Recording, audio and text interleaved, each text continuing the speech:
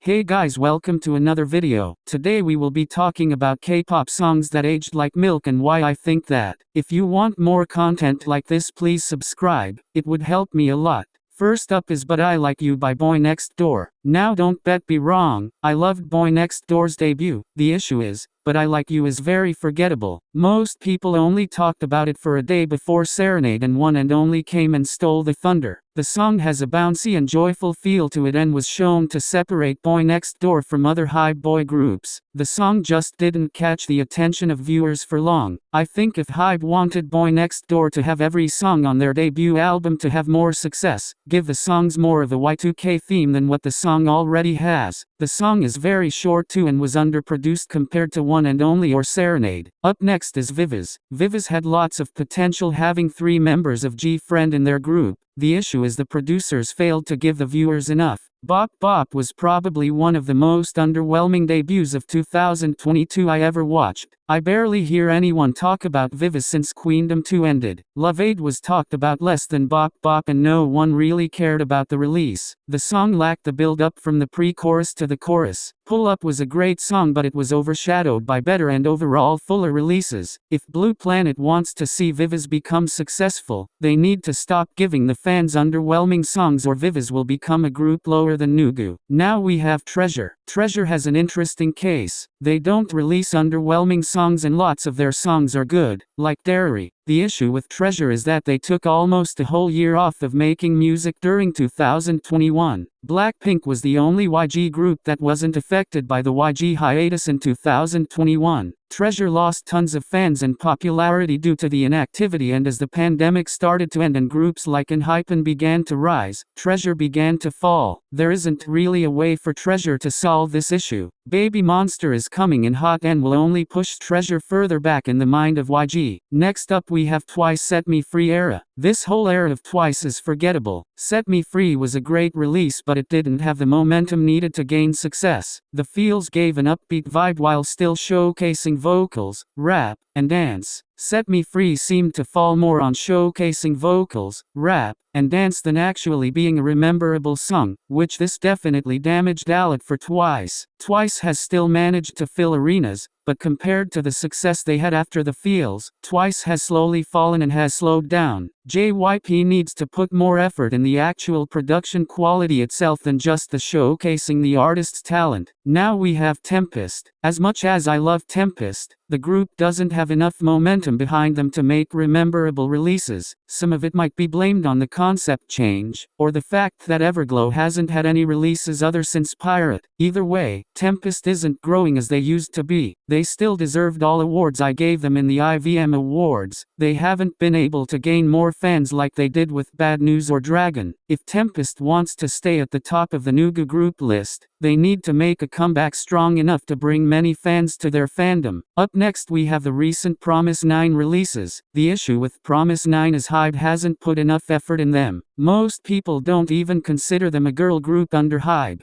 HYBE doesn't take any twists or turns with the group and gives them songs that are either underproduced or underwhelming. Now don't get me wrong, DM was probably one of the best comebacks from HYBE in 2022. But HYBE didn't use the success of DM and Stay This Way. The difference between the two releases for me was one was more underwhelming than the other. Me Now was an excellent release, but for the time Promise 9 had been gone, it felt a little underwhelming for me. I still loved the song, but the release didn't feel like something to be released after almost a year of no new releases. Now, half of the reason Promise 9 didn't have any new K-pop songs since June of 2022 was because HYBE didn't space Promise 9's music far enough. DM came out in January while Stay This Way came out in June. Those are both in the first half of 2022. If HYBE would have waited a few more months before releasing a new song, Promise 9's comeback would have been more rememberable. The only issue with this is that Stay This Way felt like a summer comeback, so Promise 9 would have needed to release DM after Stay This Way. I think HYBE needed to think more about their choices when scheduling comebacks for Promise 9. Next up we have ENHYPEN's Pass the Mic. There were a couple issues with this release, to be honest. The only wasn't underwhelming, but overwhelming for me. So much was happening in a small amount of time and you couldn't piece together the story easily. 2022 in Hypen was almost an experiment era. The boys were given louder music than what we saw we given or taken. Now I know Drunk Dazed was a pretty loud song, but the song felt like in Hypen. To me, Pass the Mic didn't feel like in Hypen. Compared to Bite Me, Pass the Mic didn't flow with Hypen's lore from what I could see. It felt like Hype was trying to just get the comeback over with so they could go to New Jeans. It also felt like Hype just wanted to follow the typical boy group type music trends. I think the reason Bite Me was more successful than Pass the Mic was because Bite Me fit in Hypen more than Pass the Mic did. Lastly, we have Ikers. For me, the issue I have with Tricky House is it sounds exactly like 80s, there is nothing new. The whole reason I was excited for Ikers was because we would get something not like 80s, but we got something 80s would be able to pull off for a comeback any day. There isn't anything that sets the two groups apart, pushing Ikers back further and further from popularity. Now don't get me wrong, the group is still popular and successful, just there isn't anything different that makes Ikers feel like they're an independent group.